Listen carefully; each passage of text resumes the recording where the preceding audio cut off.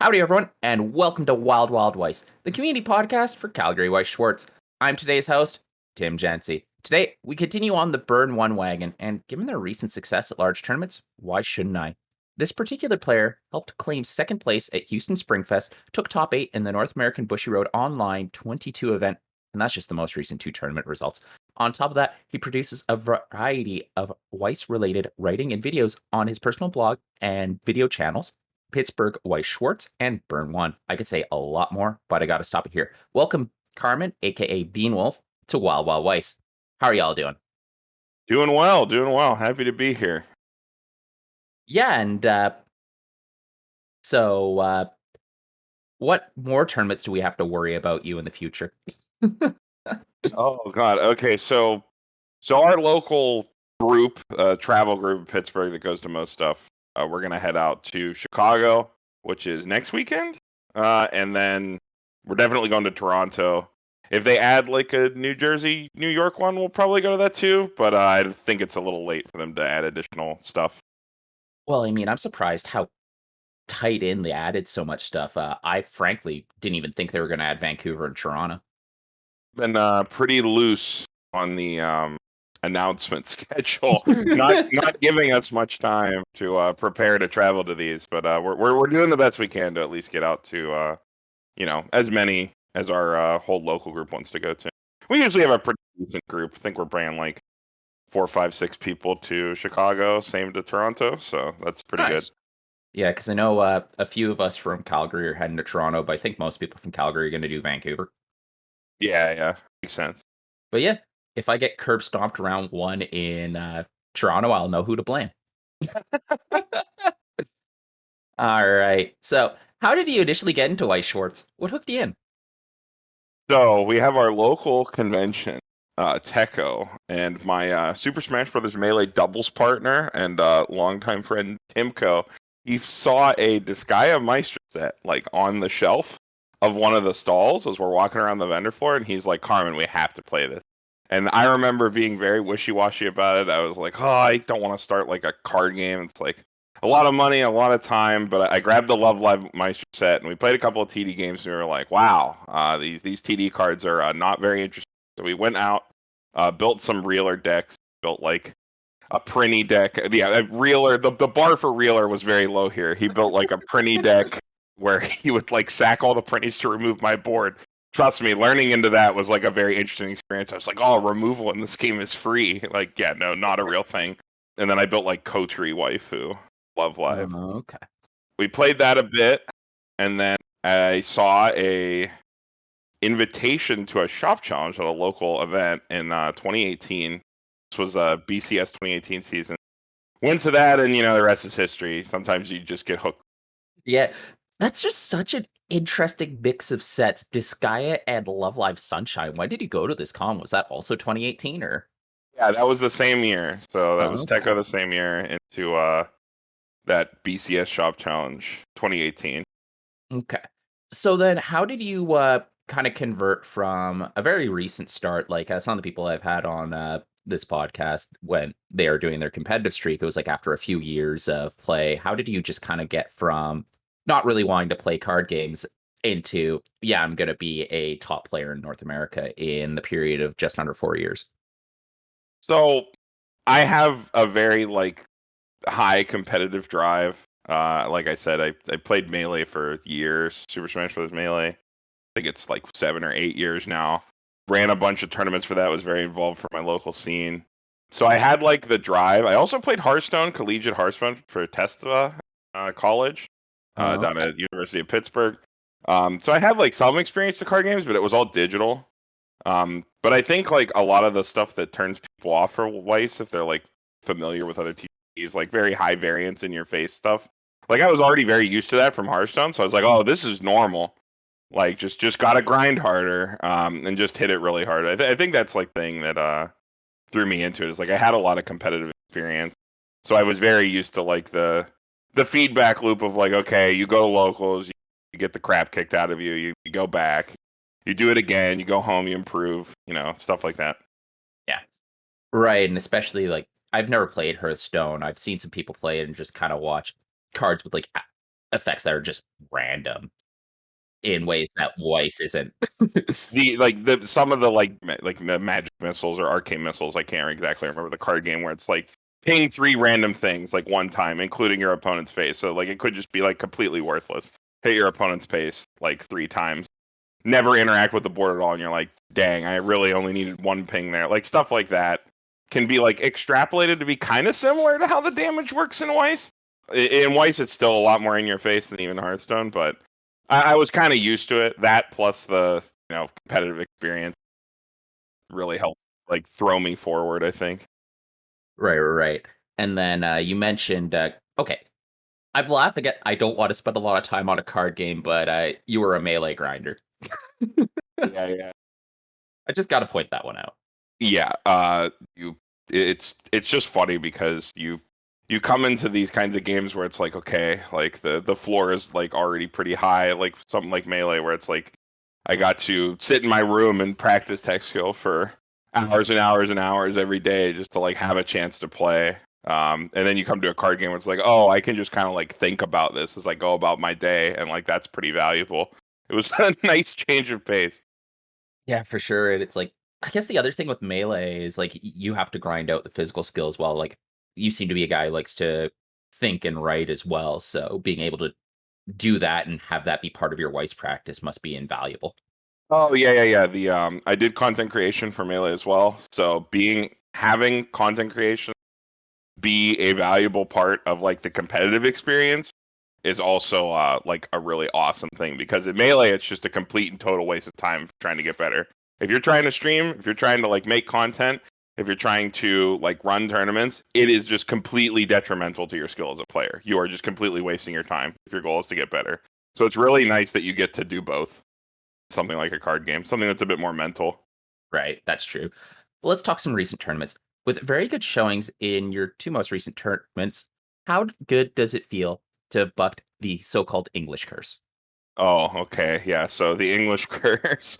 I was very, very always unlucky at putting up like decent English results, all like in my early like competitive career with Weiss. Because it's funny, because like obviously I think a lot of people might know me from like JP Nats, where I won that and then went to Japan, and then I did really well in other Japanese tournaments in the online era, things like that. And then like I top aided the other Nats again, like during the online era. So it was like, huh, like why can't I do this in English? Like what's the difference? Like the metas are the same, but like I would always get hit with like some terrible runs of luck and like bubble or something like that. But it was nice this season to like finally break through that and like put up some top results, as well as with my teammates, not only from PGH and from Burn One.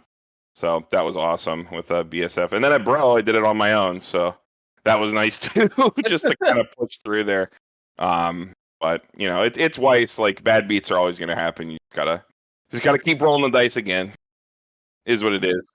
Do you think there was like a mental shift that allowed you to kind of see what the English game was and kind of pull it apart, or do you think it was just like a mix of variance plus variance at the wrong time? It was mostly like a tongue-in-cheek joke with like just the variance. Like I would go to Yeah. English events and like just hit some bad beats.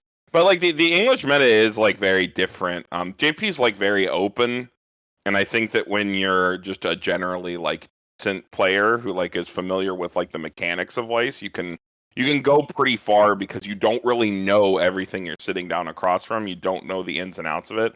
But in English, I think people are like very directed, right? Like they have a much bigger handle on like these crazy edge case things that only happen in specific matchups.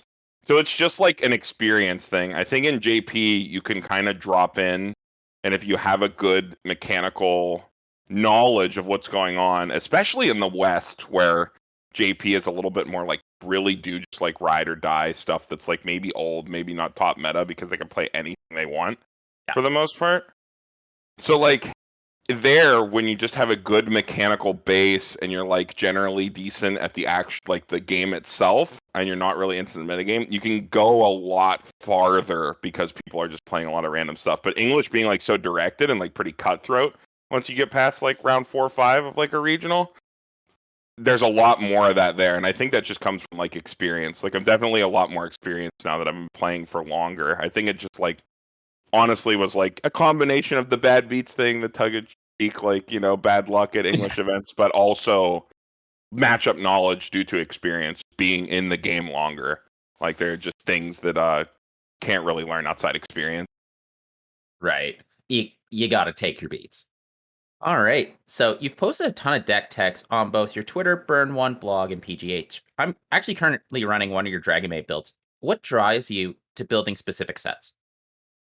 Well, I build almost every set because I have a crippling addiction. But it does really come down to decks with like unique profiles or strategies. I'm not like too particular about it. Things that stray just even a little bit past like play a level 1, play a level 3 is usually enough to get me like excited about trying something. But stuff that's more like Kanata and Big Deck in English right now, and at JP, I guess, for 4 more days. It really gets me more excited to play decks with like different game plans, decks that do things other decks that do not do. Like I remember when like learning about Fate stuff like with Avenger, like that was like really awesome to me. Like being able to like control the like pace of the game between 0 and 1, like really explicitly with like being able to clock yourself, like never being able to be level locked, like you're always in control of how the game is going. Things like that. Like I'm not too particular about it, but like those are the big things that like get me excited to build decks or like really like dig into something. But I Right. I really do just build everything. I have a problem. My locals make fun of me all the time. It's like, oh, you want to try something? Just go hit up Carmen. He probably has it. So you must have been very excited about Tokyo Revenger's dominant build being, hey, I'm just going to attack 2 times a turn until I drop this wonky finisher. That's so interesting. We so rarely have decks that have a truly Western like origin. Like I think the only other one we really had is like I don't think people really like know this too much, but you remember like Book Stock Soul ReZero, like Blue Yellow ReZero? Yeah. That was a deck. Man, hated that deck. They almost never played it, but here it was like a really big, massive part of our meta, and that's like one of like my favorite decks ever. Is that like that's what got me hooked on like more mid game focused strategy decks, the ones that don't really focus on a big blowout finisher. Because like those are the kind of decks that I like to play the most, I think. Which probably outs me for Chicago because obviously I'm playing Katamari. But just like stuff like that, I think is really cool where they have a completely Western origin, and it's so funny to see it go back across the water. You can look on Twitter, like Kevin has an aggregate site, Kilua. You can look and see that Tokyo Revengers list is actually showing up in Japan using stuff from like Simu's most recent videos where he was saying it's like, oh, I want to add in the bouncer, I want to add in this, and like you'll see a list 3-4 days later out of Japan that has those changes in it. So it's really awesome to see that like we really watch each other. It's not just one way as a lot of people think. Yeah. Well, I think this weird sense that I sometimes get out of players is that there seems to be, I don't want to say a superiority, but there's a belief that the JP metagame is just like, and the JP players are just better, end of story. And I don't think that's true. Yeah, I don't think it's completely true either. I think it's more that just they play so much. If you want to, if you live in or around Tokyo, you can go to a locals every night. Every night you can go to a local. So when you have that ability to play that much, the game is just more popular. There's more people playing, there's more people talking about it. The meta moves faster. So when the meta moves faster, things converge quicker. So it gives like a false, I don't know exactly the right way to put it, like sort of like a false flag that they're like all over better. But in reality, it's just that like they play so much more and there's so many more people playing. Of course, they probably have a higher concentration of better players due to that, but their meta just moves faster. Like going back to Hearthstone, right? I mean, like there's so many people playing Hearthstone, the meta's figured out in 10 minutes after a set drop, right? Yeah. Like it's a similar kind of effect, and I think it leads to that kind of like false flag that Japan's just better than us. It's like no, they just play so much more than us in a so much smaller area, so many more times. They're bound to figure out stuff faster. Well, they have that population density too. Like you have the population of Canada at the very least, probably no, definitely more in the Tokyo metropolitan area. You're gonna figure Yeah, shit out. super dense. Yeah, so could you give us some guiding principles behind your deck building? I do come into deck builds always building for your floor. What I mean there is like in Weiss, especially over here in the West, whether that's the US, EU, whatever. There's definitely a culture of always building to build up to like the biggest, dumbest, most explosive possible finisher turn that you ever could have, at the complete like behest of prioritizing like consistency and stability. And that crazy combo is gonna win you so many less games than building for your floor. Like a high floor is gonna win you so many more games than that. So like Yeah. I know that it's like really hard for a lot of people. Confirmation bias makes it so that you're always gonna remember that one game where your finisher killed someone for 2-1. And you're gonna forget the like other 4 or 5 games like they lived at 3-6 and killed you. So like it's definitely a lot more boring of a way to build and play by a lot of players' metrics, but it's just more successful overall. But like it doesn't really take much. It's usually the difference between like shaving or not shaving counts of like cards, stuff like spicy tech cards or stuff like that. Like people think it's like, oh, it's Weiss, I can search any zone, like this card's like cool or something like that. But it can really bite you to like shave down from like stuff like a 4 of to a 3 of for a card that you want to open. Yeah. Like things like that. Like, I mean, you can get on the hypergeometric calculator and crunch the numbers and look for yourself and kind of like make those calls. But you got to remember, you go to a tournament, you're playing like 7, 8, 9 rounds. Like something like that you might think is like, oh, whatever, like 5%. Like 5% extrapolated over 7, 8, 9 rounds is like a lot. So building to your floor is like a really, really important thing that I always try to do. It just the way that I think is most successful way to build for this game. I think you gave an answer that was almost identical to what UA gave.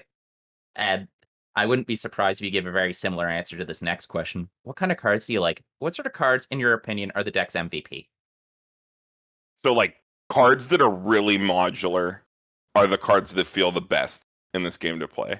They don't have to be like super broken, something like Kermie finisher in like Dow, where like it has 3 different corner case effects that all kill your opponent when one bad thing happens in combat step. They don't have to be that ridiculous, but anything that hits like multiple cases like that, or that you can finesse to fill multiple roles, like something like a Futaba, like the level zeros where they come and play top check and you see the marker, you can leave it or marker it. It's like a 1-card mill, little things like that. Those are the cards that are the most like fun and interesting to play with. Also, like cards or like groups of cards that enable like a lot of toolboxing, like something like the Onstage Silica plus Yuki package, and like the Gara Sal decks, where like they play the bar and the empty door, where like they just run a bunch of 1-ofs at level 3, a bunch of crazy techs, but they don't sacrifice any consistency because they get like a salvage and searches every turn. So like anything that can leverage 1-ofs without sacrificing the consistency, like we talked about before, can be like really rewarding, like thoughtful play, like thoughtful and skillful play. But it's like, I don't know, MVPs of any Weiss deck is also it's always deck control cards. Azusa's, Amagi's, Torches, any kind of variable mill where you stop, like up to is like the strongest preposition in this game. Like that's the stuff that wins the most games. Variable mill, so strong. I was playing Lucky Star last night, and I definitely missed cards that could mill up to. Yeah. If you're just like processing 4 cards at a time and like your 3 attacks, it could be pretty miserable. The deck has 1 Braidstorm. It's a level 2. Does it even plus? It pluses. Okay. Draw. Draw. Of course. We love Lucky Star. Yeah. Do you have any sneak peeks of what you've been brewing? So I build almost everything, but I'm super hyped for Prince of Connect, which is a little bit of a cop-out answer because it just came out yesterday. But that is a set that is super flavorful, super wide. I've played the gacha game like a considerable amount in early COVID. I don't play too much anymore. But I got to find some time to squeeze in some testing mid-BCS season because that set is going to be super, super fun to build. There's actually a card that I really like. It was funny because like Jason was making fun of me for it on stream. It's a card kind of like Onstage Silica. It's like a back row. You like pay 1 tap, choose a character, give it on reverse, check up to 4, add a character. No climax, stuff like that. So yeah, just like cards like that are really exciting to mess with alongside the like Prince Connect again. Super flavorful, and there are a lot of things that work But the first thing I'll probably build is probably like the set one door bar into the new Pecco choice. That is probably where I'll start. One of our local players has been like, Tim, I'm a big, big Princess Connect fan, and I hope this set's going to be good. Can you tell him right here and now that's not copium and it's going to be good?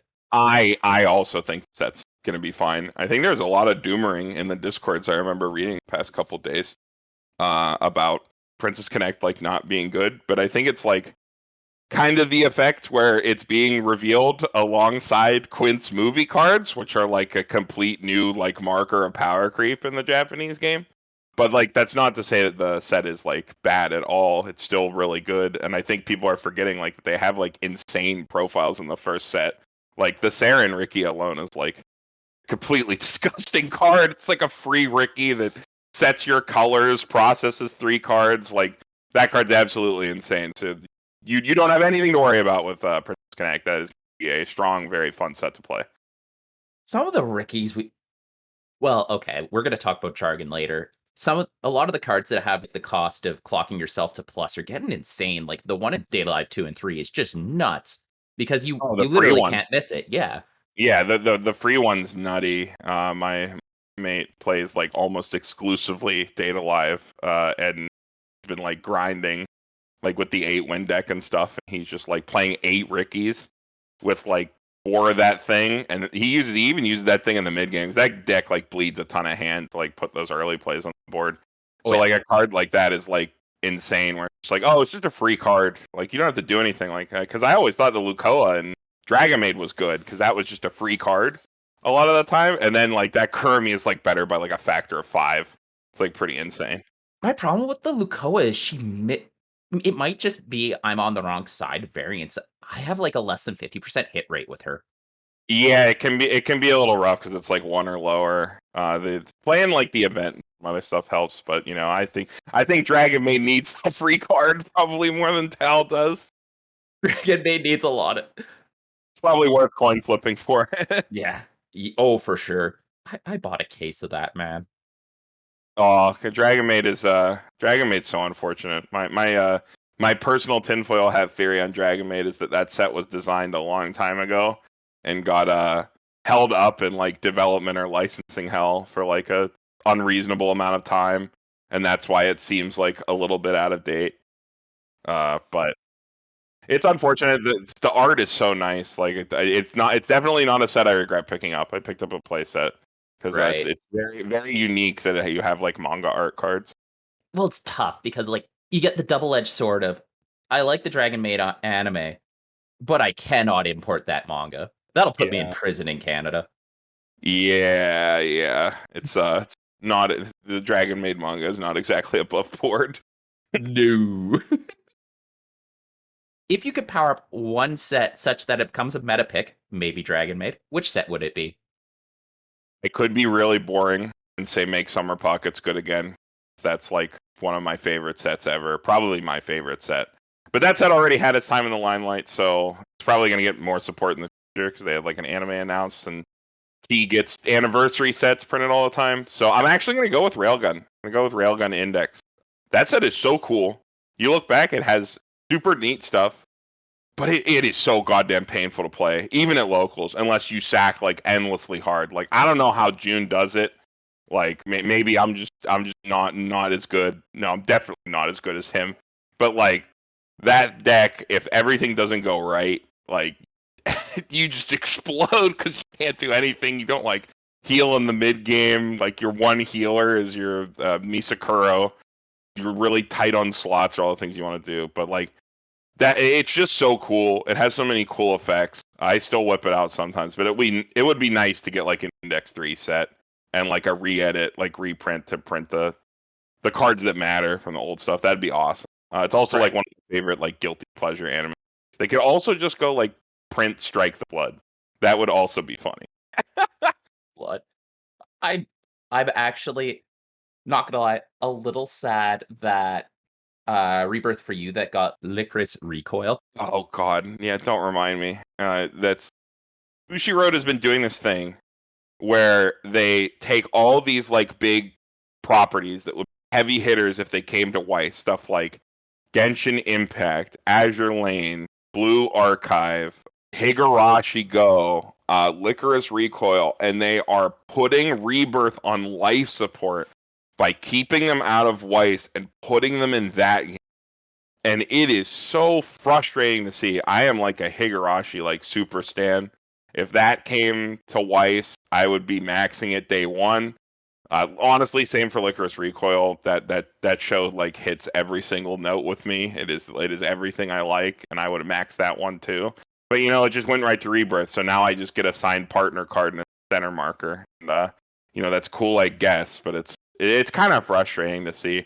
I wish that they would just give up on that. I mean, they have Blau coming too. I really don't think they need like an additional game that like has close to no market share, is on life support, and it's just stealing titles from other games. I would rather that stuff go to Blau, because at least Blau is still Weiss Schwarz, even if it's like simplified or different in some way.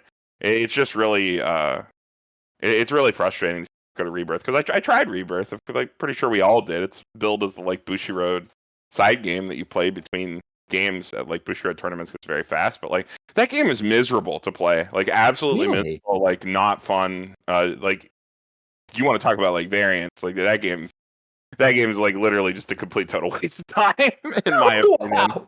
Like, not if you like playing it and you think it's fun, like that's great. But like, it's all the things people complain about Weiss Schwarz more. I just not a fan. And I know it's not supposed to be taken seriously, but like, I think I'm incapable of that at this point. You see cards play serious. Yeah, see cards take serious. Yeah. So what you're saying is not even Chisato can drag you into. She can get me to buy a partner card. I will definitely have a Chisato and Takina partner card that I can flip and have one of each. I was gonna do the same thing for Higurashi, but they sold out. I was gonna have a Mion and Shion center marker and a top low that I could flip over and have one on each side. So I'm probably gonna do that for Licorice Recoil. Why is that show so good though? Yeah, it's awesome. I'm a big fan. They're pumping the money. They're trying to make that new multimedia project, so that's what they do. Yeah. So is it tied to a gacha, or because I know Engage Kiss is? Not yet. I think it's supposed to be kind of like Tacked Up, if you watched that a couple seasons ago, where it was supposed to get a gacha game, and then the gacha game was development hell, and I don't know what's going on, but I know Licorice Recoil is ungodly popular. Like, if you look at the Comic-Cat stuff for like sleeves and stuff coming out, there was quite a bit of Licorice Recoil mats and sleeves, many of which I picked up. So it's definitely popular over there. So we'll see. Maybe we'll get lucky, since it is in Build Divide and in Rebirth. Maybe they are just throwing the license around so much, trying to get anything to stick. Maybe in that presentation we'll see Licorice Recoil come to Weiss as well. That's a lot of copium, but that would be awesome. Yeah, pass the copium over. Yeah, please. Pass the ventilator. Moving on to Weiss and Ramblings. I am 100% in agreement that Weiss jargon sucks in a way that I haven't seen outside of government. What drew your ire with Gate in particular? I'm just sick of seeing people use something that leads to confusion. So like every time someone comes into one of the community discords and they ask about their deck that includes a gate, there's always the instant response of, do you mean red or blue gate? And like, it really shouldn't be that way. Like, the picture is very obviously a door. I'm sorry, it's a door. If people just use door for the red salvage trigger for comeback, it actually doesn't matter which colloquial people use for blue gate, because there's no overlap. The problem is there is a literal terminology overlap that doesn't happen with any other term that we have. And like, people just refuse to say door. Say door, say salvage, just don't say gate. It's so easy. I swear it's easy to do. Just start saying door. Just say door salvage. It's like, it's not hard. I just hate seeing like the confusion happen. Yeah. I'm very particular about terminology, because the community terminology is important. We play this game. It has a 30-minute double loss time limit if you play JP. For a game that can like by design go long if both players are playing well and cancel by compressing. So if the game is going long, we can't take time to like read cards to each other in this game that have no keywords. So we have to make our own keywords, and they have to be, no overlap, like explicit and like quick to say and easy to use. So, you got one syllable, door. It doesn't matter if people say pants, gate, whatever, for the arch, whatever they say for the blue one, it doesn't matter because now there's no overlap as long as you say door or salvage for comeback. Right. So what you're saying is that you don't want to see people go the Connor route and use comeback because that's 2 syllables, which takes more time. Yes, but I would rather people say comeback than say gate for door. I would rather see people say comeback, but that that is the cringe Connor thing where he just says all the official terms, which is fine. At least they're always right. All right, fair. You mentioned just the lack of keywords. If you could give one new keyword in Weiss, what would it be? Oh God, that's a hard one. Actually, I have to think about this. One keyword for Weiss. I think it would be the one that would save the most space on cards would be a keyword for adding a character from grave to waiting room or adding a character from like deck to hand. Like search and Right. if we just used search and salvage and they were like italicized or bolded terms, it would save a ton of space on Weiss cards. And little stuff like a keyword for like damage to be canceled. So like all the little stuff, right? If we could collapse all the little stuff, Weiss Schwarz cards would have dramatically less text. Right. Which means more space for the waifu. Exactly. Weiss actually has like you look at Build Divide. I don't know if you've looked at some of these other card games, dude. They they have like fixed art size like boxes for their card art, kind of like Magic cards, and they just don't look anywhere near as good as the more open frame of like Weiss cards. Like in terms of showing off the actual art, even if Yeah. it may or may not be a screenshot, Weiss does a great job. It's just that English text in particular, like looking at Japanese to English text. I mean, you can look at like the Kaguya 3-2 in English and in Japanese, and the text box is literally half the size in Japanese, and it like makes a dramatic difference to how the card looks. But like we play English, and so got to have the English cards for events. But Yeah. it's just something that would be nice if we had keywords. Yeah. I remember when like coming from Pokemon to Weiss, it was just like, why doesn't Pokemon have these full art cards? And then it did, and it was great. Oh yeah, Pokemon full arts are awesome. They are some of like the prettiest cards in any. Those ones that they're doing that are just Pokemon that aren't the trainers. The trainers look good too, obviously. Like the ones where the art just like bleeds all over the entire card. Those cards look amazing. It's like the Excadrill, that one's a little older. Like stuff like that. Those are like so pretty. Hmm. There's a really good Snorlax that just came out where it's just like Snorlax is like slumped over the entire card. That's awesome. Yeah. Actually, the OFRs look very, very good too. Oh yeah, OFRs that look awesome. I'm really glad that they've standardized OFRs. Because Yeah. that was always the best part of SSPs, is that like they like skewed the entire border is gone, just for card art, and that was always really nice. But now that like it's at a lower rarity and you can have more cards like that in your deck, they do make it hard when you're fanning for climaxes. OFR climaxes are actually so hard for me to count when I'm fanning my deck because I miss them because they don't have the border. Stuff like that. Like when I'm trying to like count climax quickly before I go to refresh, like for my opponent when they ask, it's like, oh, like that I gotta if I'm running OFRs, gotta look a little harder because they don't have that border. You just got to look from the other side so you can see the trigger icon easy. I just flip it over. That's a good idea. Alrighty. I'm a sucker for articles about self-improvement, and variance and the sound of getting good both tickled that itch. What was your headspace when writing those articles? So with Weiss, I think we talked about this before, and like how I got into the game. I started from like a pretty absolute bottom, in my opinion, for physical TCGs. I played Hearthstone. I had a lot of competitive experience for Melee, but like you got to understand, when I showed up to my first event, I could not shuffle. Like I was one person. Like when I was playing with Timco Learning, I was definitely just like overhanding a couple times and thinking that was a shuffle. And like Mm. I sit down against Andy, who you know at this point, most people know from PGH. And he's like, "That's not a shuffle. I'll show you how to shuffle." And he does like a table riffle and he does like a mash. These are the shuffles you can do. And I tried to match, and I think I like just flipped my cards onto the floor, like just absolute like complete no coordination, could not do it. And I was Right. like, oh, okay. So like I went home from that event And I literally sat in front of my TV, like watching anime and just practicing Smash Shuffle for like hours. So like that is where I started from. And I think that like if I can make it from like that of a low, I think a lot of other people can too. And probably a lot more than are making it like right now. So when I sit down to write those kinds of articles, I just sincerely want to help people like push upwards because like again, this is kind of like being down on myself, but I think like if I can do it, I think a lot of other people can do it. And I just think a lot of the stuff that I've learned years of competing, it's all mental stuff, right? Theory, mentality, that stuff's like really important for like pushing over humps in games, especially games with variance, like Weiss, like poker, something like that. Like because Weiss will just chew you up and spit you out if you like don't have a rock solid mental. You got to like get to the point where you're comfortable that you made the right decision, but the result was that you like ate 9 damage straight and died when you were like 1-3.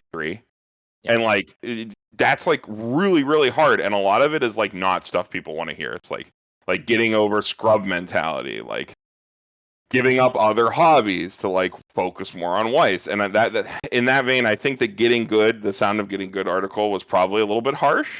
But I think there's like no other way to get those points across in written form. And if I had made that topic a video, I'd have probably been like flamed to hell and back. So it's good that I wrote it instead of made a video about it, because I think it is a little harsh. But I think it's worthwhile to put that stuff out there. I hope it helps somebody, even if it's a little harsh or worse, like really corny. There's corny stuff in there. But again, like mentality and theory is like the most important part with a game like this, because there's really no like physical component. Obviously, there's like practicing the shuffling part, but like outside of that, there's not much of a physical component to these games. So when a lot of your hangups and stuff like that are going to be mental or theory based or like gameplay based. So just having that kind of stuff for people to see it, like be like, oh, like maybe I think like this, and maybe I should look at it from a different perspective, stuff like that. I think it can really help people. I just sincerely want to help people push forwards, because I dealt with that kind of stuff in Melee like a lot, like getting over like mental blocks, things like that. Like you have like rough matchups. I remember when the Wobble Apocalypse happened. Oh, Like no. I main Sheik. Like that matchup's abysmal. Like literally completely unwinnable. And I think for the better part of like a year or two, I was just like grasping at straws trying to find like answers. And like the answer was just like, oh, just play better. And like literally the meme advice, don't get grabbed.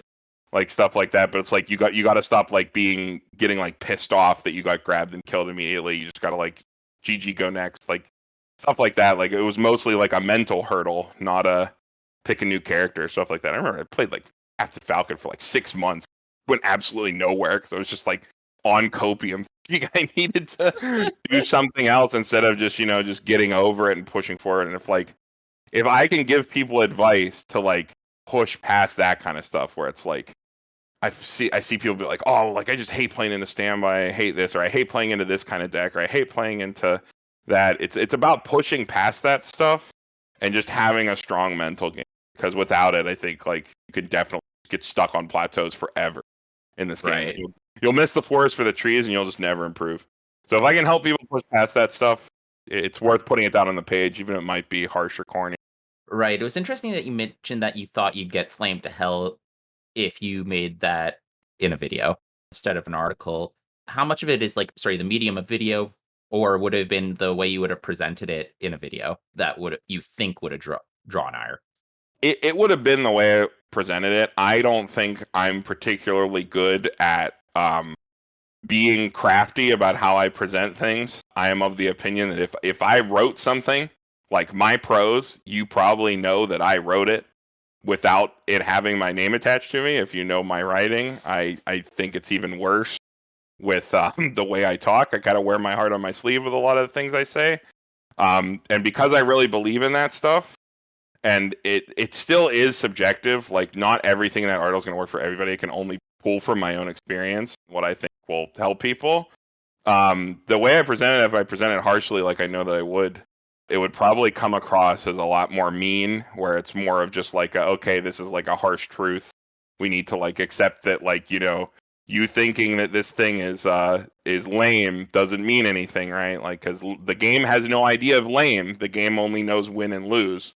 So you might think the new TRV deck is lame because it kills people from 1/5/1/6, but that doesn't mean it's not good, and you need to deal with it or use it, right? And like the game has no idea of what's lame or cool. And when you present stuff like that in a like video format when you're talking, especially if you're passionate about it, like I am, I think it can come across to people as just like mean or like from the wrong place or stuff like that. So, but I think with writing, it's a lot easier for me to present it as like harsh, but not like or put downy or condescending or anything like that. Not that I think if I did it in a video it would be condescending particularly, but I think people can like read into things in voice like a lot more harshly, I guess, from the other end. And you gotta know what medium to put the right kind of content in so it's received well or received as you intend. Right. The medium is the message, as they say. What would your advice be for someone in Weiss who's kind of stuck on that plateau, other than just like the obvious get over it? Like for someone who's kind of stuck in a mental block, like what's a way that you can kind of ease someone into trying to get that paradigm shift? If that makes sense.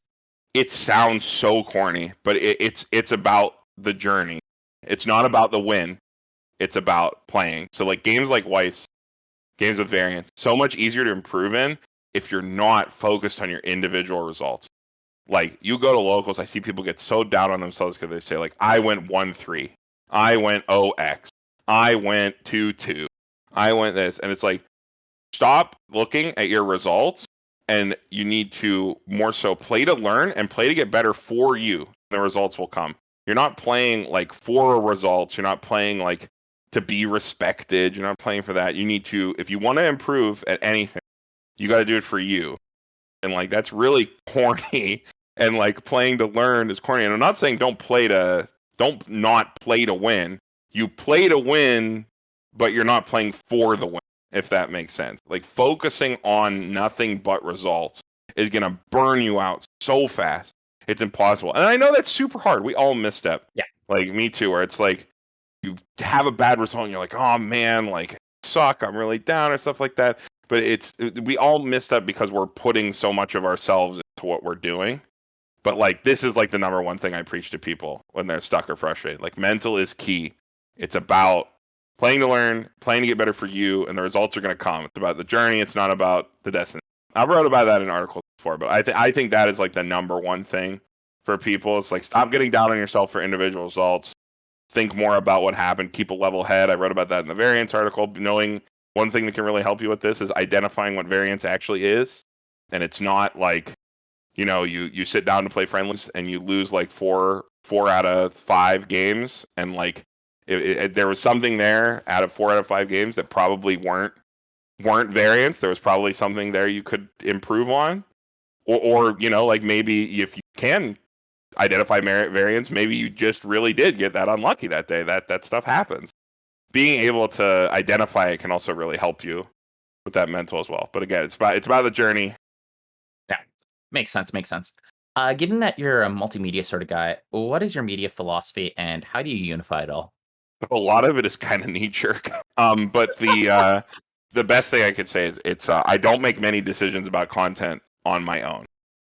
Because I don't trust myself completely. I mean, just talking about the thing, should it be a video? Should it be an article? The getting good thing. It's like, oh, well, like it should probably be an article because people might misinterpret me if I get really passionate and start yelling in a video. People might think I'm being mean. And like, if we have an idea for a video, the first thing I do is pop into a chat with Andy and Brian, boys, and just pull it and be like, okay, what do we think we should do with this? Like, is this a good idea for a video? That we've scrapped a lot of ideas. We've come up with a lot of ideas. Even for the gate ran, I was like, okay, we should just make a video on this. This is like some good content. It doesn't have to be long. It would be easy for us to make. We could get it out there. We're busy with BCS.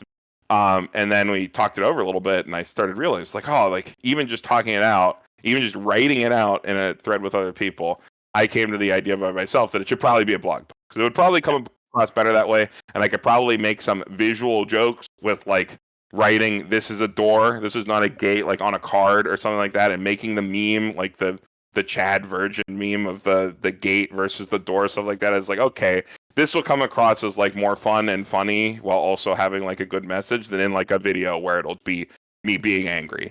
Right. Little stuff like that. So it's more just being collaborative. So like, and the same goes for when they bring up ideas, right? It's like keeping a good collaborative dialogue is the best way to make sure you're like keeping balance. Like, okay, for example, like Pittsburgh Weiss Schwarz is probably infamous for like just doing nothing but meta deck lists, nothing but meta content, set reviews, very competitive focused content. But Andy always reins us in with spicy stuff to keep our channel rounded, because I don't think our channel would be nearly as successful without that. Because if we did nothing but meta content, nothing but that, there are a lot of people looking for that, and a lot of people care about that. But if we don't keep some sort of well-rounded take on our stuff, where we just like throw things out that we don't believe in because it's not meta or something like that, like Andy always comes in and reins it in. It's important to just keep like a dialogue about your content. And the same goes for Burn One. We're always like kicking stuff over about what we do next, like together, and coming to like, should this be a stream? Should this be a video? Is this something Dean wants to do on his own because he has like a very directed idea and he doesn't want someone else like coming into it and like maybe screwing it up or making it rambly? Like he just wants to get one of his ideas out or stuff like that. Like, because he has a lot of videos like that where it's like if somebody else was on that video with Dean, it would be so much longer, probably be a little muddy, but he like could just give it straight and be done with it, and it could be like a 10-minute video, which is nice. The easiest way to do it is to just never try to do it alone. That's probably the best way. Never try to do it alone. You always need help. Collaboration is key. Yeah, for sure. If you had one piece of advice to give to a player just starting Weiss Schwarz, what would it be? It would probably be the journey, not the destination thing. It would be don't get so down on yourself for like individual results. It is okay and expected, if you are trying to improve this game, that you go to your locals, you pay your $5, and you come out of it with nothing but your pity pack or whatever that you people call it. We do at our locals. You pay and you always get a pack, because Weiss sucks, as we say sometimes. Sometimes you get the rub, and walking away with nothing feels terrible. So we have some sort of guaranteed thing for when you enter locals. So if you think of it this way, right? You go to your locals, you pay $5, you get a pack, and you get somewhere between 2.5 to 4 hours of like entertainment, and you get to hang out with some cool people, hopefully. So like you just come in, play to learn, play to get better, and you'll eventually get those results. But like if you get too down on yourself for your results, you're gonna burn yourself out, and you're just be like, I don't want to go. I'm just gonna drive all the way out there, and I'm gonna go 03, or I'm gonna go like 1-4 or something like that. If you have like a big locals, and it's just like you're gonna waste all this time. It's like, it's not about that. It's not about what your result is at the end of the tournament. It's that like you walk away with learning something, and you walk away improving. Right. Go to have fun, not to win. Yeah. It's not just go to have fun. You're gonna have fun just by playing the game, hopefully, because you like it. But it's like go to learn, go to expand your skill at the game through learning and playing to like improve, as opposed to going and be like, take down this tournament. Like, my deck is the best. Like, you got to come into locals with like just, I'm here to learn. I'm here to enjoy myself, and the results will come. Perfect. All right. That's all the big burning questions I and the Calgary Weiss Schwarz community have for you. Before we go, though, I'd like to see if you'd be down for a game of Rapid Fire. For those who don't listen to old hockey shows, Rapid Fire is a segment that Jay Onright and Dan O'Toole did on their Fox Sports show, Jay and Dan. They would ask a series of lighter or sillier questions in quick succession, most of them yes or no. When they went back to Canada's sports network, TSN, they left the segment behind. My buddy decided to take it from them, and I'm stealing it from him. Are you down? Yeah, let's do it. All right. Best place for food after weeklies in your neck of the woods of Pittsburgh, Pennsylvania. Eden Park, local dino chain. Okay. Best thing to do in Pittsburgh that is not a tourist trap. Go to the Mount Washington overlook up on Grandview Avenue, but don't take the incline. Just drive up the back way. Still a great view. Okay. Is it Modelo time? Always. Every time. Your buddy bets you $20 you can't win weeklies with a pre-2010 set. What set do you bring with you? God, is Phantom pre-2010? Ride out those Y markers for every bit of compression I can. Pray. Yeah. Phantom. We'll go with Phantom. Is now an appropriate time to plug the Weiss Schwarz Almanac reading list? Oh, it always is. Always is. Good. And finally, does Kilua deserve the flaming he gets? 100%. 100%. All right. That about wraps us up for today. Thank you again, Carmen, for coming on the show. Thanks for having me. I think we recorded something awesome here. If you liked what you heard in this interview, make sure to subscribe to our podcast on Spotify, Apple, and Google Podcasts. Search Wild Wild Weiss. You'll find our previous interviews with Dan from Dan's Ranch, Weiss Almanac curator that we just plugged, Patty Wagon, owner of Strictly Boken TCG, and former world champion VUA Peng, Ken Takahata, and Philip McKay, along with a bunch of other thoughtful Weiss discussion from the Calgary Weiss Schwarz community. If you want to check out our written work, head on over to wildwildweiss.wordpress.com. Watch our video content on YouTube. Search Wild Wild Weiss. Catch us every Friday for some live action on twitch.tv/wildwildweiss. Follow us on Twitter at Wild Wild Weiss. Myself is M901 Honey Badger. Or check out Calgary Weiss Schwarz community on Facebook or Discord. So, what are your plugs? Pittsburgh Weiss Schwarz and Burn One. You can find us on YouTube. You can find Burn One on Twitter as well. I have my small blog. Give that a look if you'd like, but the main content's definitely PGH Weiss Schwarz and Burn One. Perfect. And we've got links to all of that in the video description. Until next time, this has been Tim Jancy. And I hope to see y'all next time.